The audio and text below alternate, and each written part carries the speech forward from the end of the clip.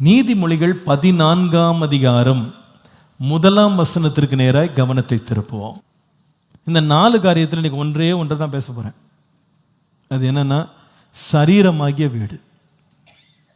நம்முடைய சரீரமாகிய வீட்டை கட்ட நீங்க ஆணா இருந்தாலும் பெண்ணா இருந்தாலும் ஒவ்வொருத்தருக்கும் நமக்கு ஞானம் தேவை. இந்த சரீரத்தை ஏதோ மாம்சம் நினைக்காதீங்க, ஏதோ ஒரு சாதாரண பீஸ் ஆஃப் ஃப்ளஷ் அப்படின்னு நினைக்காதீங்க. இதை தேவன் ஒரு நாள் மறுரூபமாக்க போகிறார். ஹல்லேலூயா. அப்போ நம்ம சரீரத்தை எவ்வளோ கேர்ஃபுல்லாக நம்ம பார்க்கணும். தம்பி தங்கச்சி, இன்னும் கொஞ்ச நேரத்தில் கொஞ்ச நாளில் நீங்கள் திரும்ப ஸ்கூலுக்கு போக போகிறீங்க. You going to go back to your college, your university, உங்கள் வேலை ஸ்தலத்துக்கு நீங்கள் போக போகிறீங்க.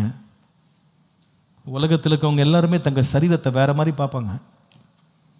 அதை பலவிதமான இச்சைகள், பாவங்கள், ஆசாபாசங்கள், சிற்றின்பங்கள் இதெல்லாம் அனுபவிக்கிறதுக்குனே தன் சரீரத்தை கடவுள் உண்டாக்கியிருக்கிறார்ன்ற மாதிரி வாழ்வாங்க. ஆனால் நீயோ தேவ அறிவுள்ளவனாயிரு, புத்தி உள்ள மனுஷனாக, புத்தி உள்ள மனுஷியாயிரு.